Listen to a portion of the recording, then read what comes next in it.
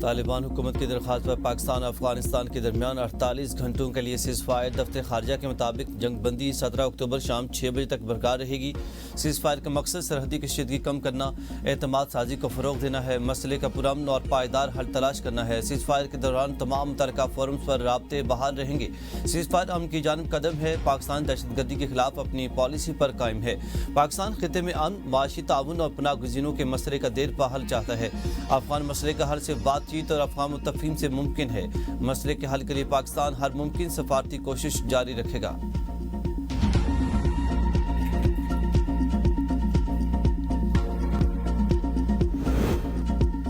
وزیر دفاع خارجہ آصف کا افغانستان کے ساتھ جنگ بندی برقرار رکھنے پر شبہات کا اظہار۔ کہتے ہیں کہ کچھ دوست ممالک کی مداخلت پر 48 گھنٹے کی جنگ بندی ہوئی ہے۔ مجھے شبہات ہیں کہ موجودہ جنگ بندی بھی برقرار رہے گی۔ دوست ممالک ضرور مداخلت کریں گے اور طالبان پر دباؤ ڈالیں گے۔ افغانستان کے ساتھ جھڑپوں پر سعودی عرب سمیت اسلامی ممالک کو اعتماد میں لیا گیا۔ پاک افغان جنگ کے تناظر میں بھارت کی ممکنہ جارحیت کو رد نہیں کیا جا سکتا۔ دونوں محاذوں پر جنگ کی کوشش ناکام بنائیں گے۔ پاک افغان جنگ بھارت کے لیے خوشی کا باعث ہے۔ افغان طالبان بھارت کی پراکسی بنے ہوئے ہیں۔ ہم نے افغانستان جانے کا فیصلہ کیا تھا، پھر ویزوں کی درخواست واپس لے لی۔ افغانستان کے ساتھ کشیدگی کے دوران اندرونی خطرات میں اضافہ ہو سکتا ہے۔ پاک فوج ہر خطرے سے نمٹنے کے لیے پوری طرح تیار ہے۔ پاک فوج نے افغان حملوں کا بھرپور جواب دیا۔ افغانستان کے ساتھ تعلقات برادرانہ اور اقتصادی نوعیت کے ہونے چاہیے۔ 40 سالہ افغان پالیسیوں نے پاکستان کو نقصان پہنچایا۔ طالبان کے جھوٹے دعوے اور بھارت کے پروپیگنڈے میں یکسانیت پائی جاتی ہے۔ مذاکرات کے نام پر دہشت گردوں کو رعایت نہیں دی جا سکتی۔ قومی قیادت کو ایک پیج پر آنا ہوگا۔ اختلافات بعد میں دیکھے جائیں گے۔ اگلے ہفتے ممکن ہے کہ قومی قیادت کے اتفاق رائے پر پیش رفت ہو۔ پی ٹی آئی سمیت تمام سیاسی قوتوں کو قومی اتحاد میں شامل ہونا چاہیے۔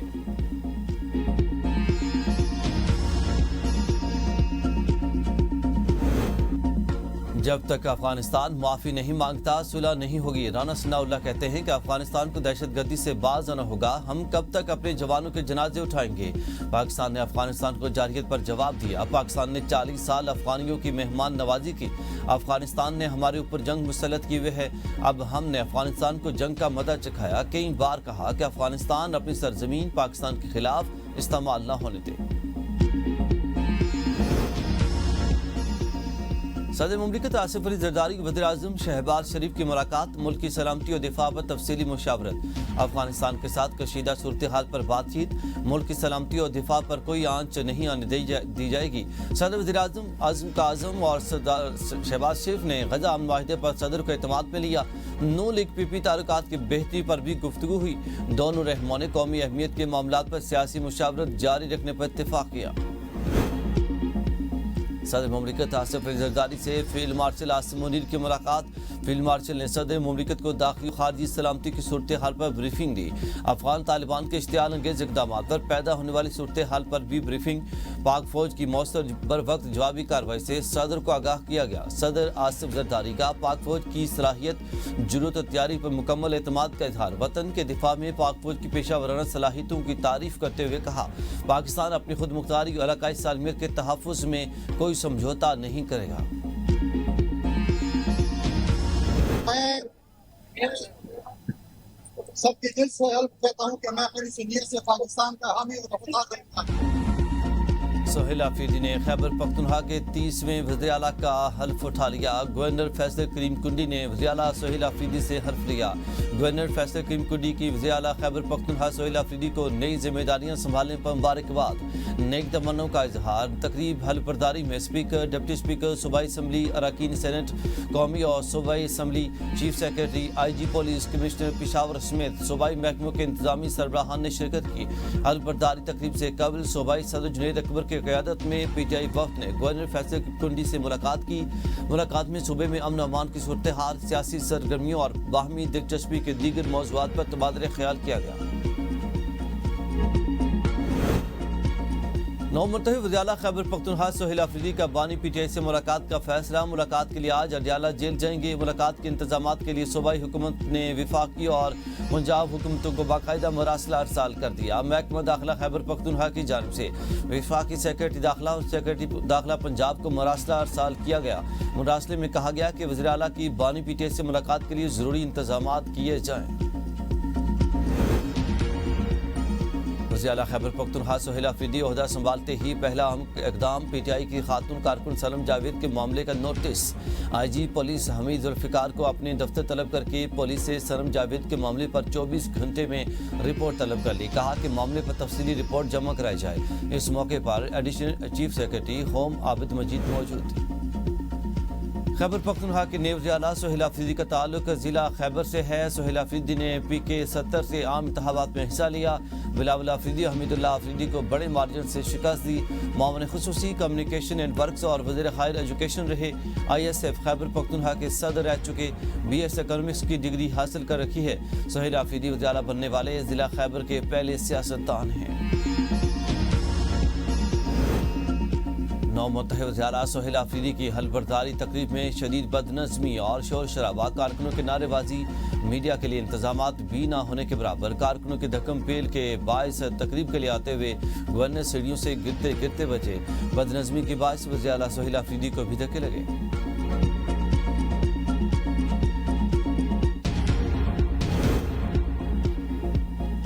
پیٹرول 5 روپے 66 پیسے، ڈیزل 1 روپے 39 پیسے فی لیٹر سستا۔ لائٹ ڈیزل آئل کی قیمت میں 2 روپے 74 پیسے اور مٹی کے تیل کی قیمت میں 3 روپے 26 پیسے فی لیٹر کمی کر دی گئی۔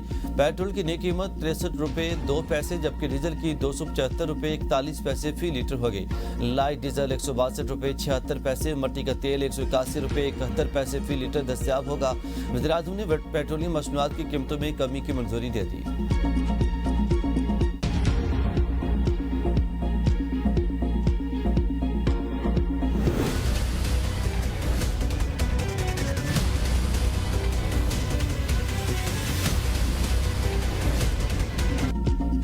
پاکستان اور آئی ایم ایف کے درمیان سٹاف لیول معاہدہ طے پا گیا۔ ایگزیکٹو بورڈ کی منظوری کے بعد پاکستان کو 1 ارب 20 کروڑ ڈالر ملیں گے۔ آئی ایم ایف اعلامیہ کے مطابق توسیع فنڈ سہولت کے تحت پاکستان کی اقتصادی پروگرام بتدریج استحکام اور مارکیٹ اعتماد کی بحالی کی جانب گامزن ہے۔ مالی سال 2025 میں پاکستان کا کرنٹ اکاؤنٹ 14 سال بعد پہلی بار سرپلس میں رہا۔ مالی توازن پروگرام ہدف سے بہتر رہا۔ افراط زر قابو میں ہے۔ زر مبادلہ کے ذخائر میں بہتری آئی۔ حالیہ سیلابوں نے لاکھوں افراد کو متاثر کیا۔ ماحولیاتی خطرات سے نمٹنے کے لیے جامع اصلاحات اور پالیسیوں پر تسلسل کے ساتھ عمل درآمد ضروری ہے۔ پہلے اہداف کے مقابلے میں شرح ترقی میں کمی، مہنگائی میں اضافہ ہوگا۔ وزیر اعظم شہباز شریف کا آئی ایم ایف سے سٹاف لیول معاہدہ طے پا جانے پر اظہار اطمینان۔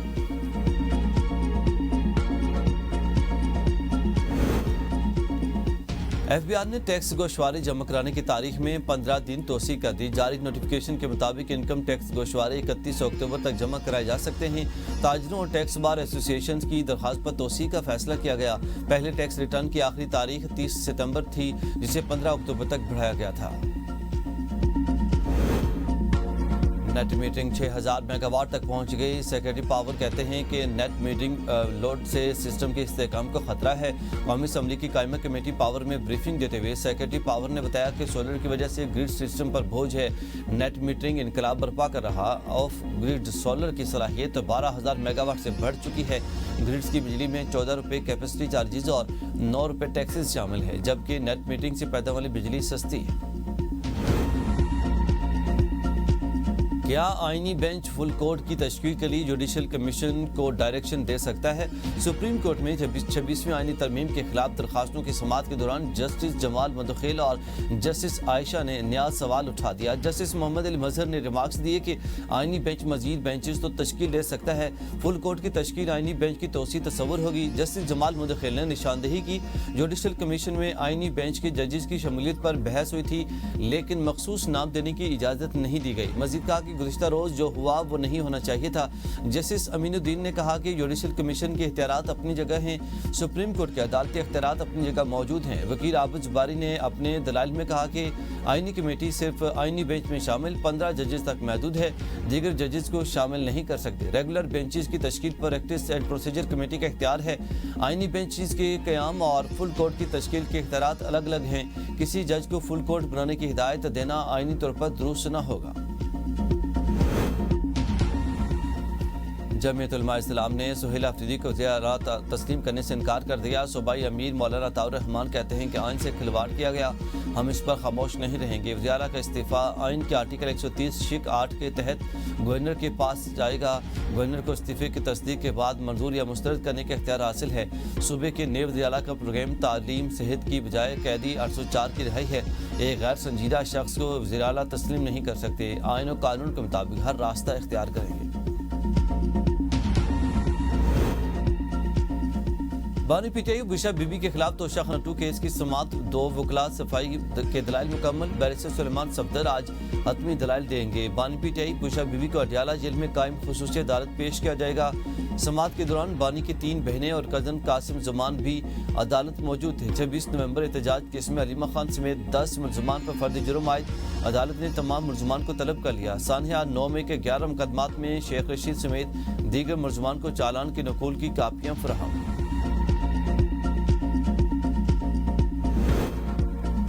दहशतगर्दी पर सियासत नहीं होनी चाहिए। बानी पीटीआई के दौर में सबसे कम दहशतगर्दी हुई। बैरिस्टर गौहर कहते हैं सबसे ज्यादा दहशतगर्दी गुज़श्ता साल हुई। पीटीआई की यही पॉलिसी है कि दहशतगर्दी खत्म हो। अगर कोई और मुल्क ऐसा करता है तो हम इसके खिलाफ हैं। सियासी बयानात होते रहते हैं लेकिन सबसे पहले पाकिस्तान है।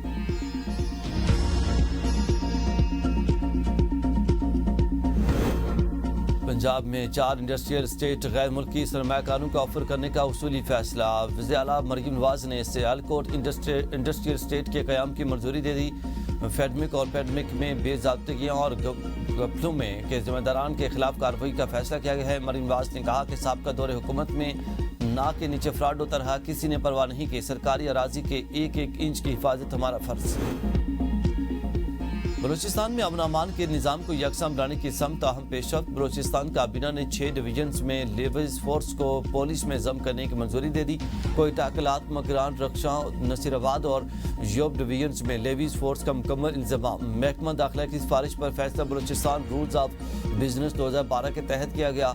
काबीना के फैसला महकमा SNGAD की मशावरत से मंजूर। इंतजाम के बाद तमाम लेवीज थाने और रेवेन्यू पुलिस फोर्स सूबाई पुलिस के मातहत होगी।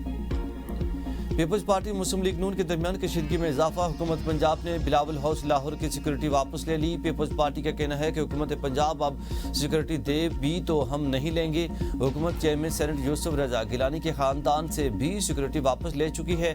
वज़ीर इत्तलात अज़मा बुखारी के बिलावल हाउस लाहौर की सिक्योरिटी वापस लेने की तरदीद। कहा कि बिलावल हाउस लाहौर में सिक्योरिटी मामूल के मुताबिक है। तर्जुमान पंजाब पुलिस का कहना है कि चंद एहलकार रेस्ट पर थे जिनकी जगह मुतबादिल भिजवा दिए गए।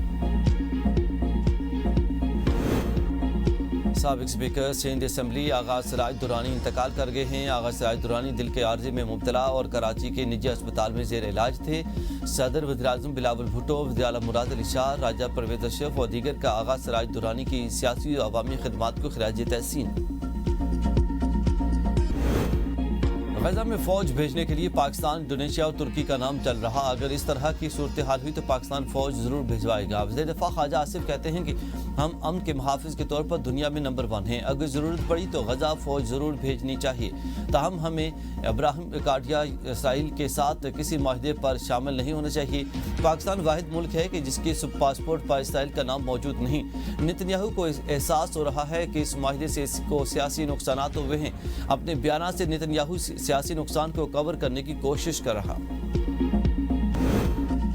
अफगान तालिबान से अगर बात हो सकती है तो पाकिस्तान से क्यों नहीं। भारत के जेर कब्जा जम्मू कश्मीर के नायब वज़ीर-ए-आज़म वज़ीर आला सुरेंद्र चौधरी की जानिब से भारत और पाकिस्तान के दरमियान बातचीत की हिमायत। कहा कि अफगान वज़ीर ख़ारजा के हालिया दौरे और जारी क्रिकेट मैचेस इस बात के सबूत हैं कि तनाव के बावजूद बाहमी राब्ते मुमकिन हैं। पाक भारत जंगों ने जम्मू कश्मीर के आम शहरियों को सबसे ज़्यादा नुकसान पहुँचाया। ये नाम है या इंसाइक्लोपीडिया, दुनिया का तवील तरीन नाम रखने वाले शख्स जिसे तारफ कराने के लिए 20 मिनट लगते हैं। न्यूजीलैंड के शायरी का नाम 2253 अल्फाज पर मुश्तमिल लॉरेंस ने 1990 में अपना नाम कानूनी तौर पर तब्दील कराया जो 6 सफ़ात पर मुश्तमिल है।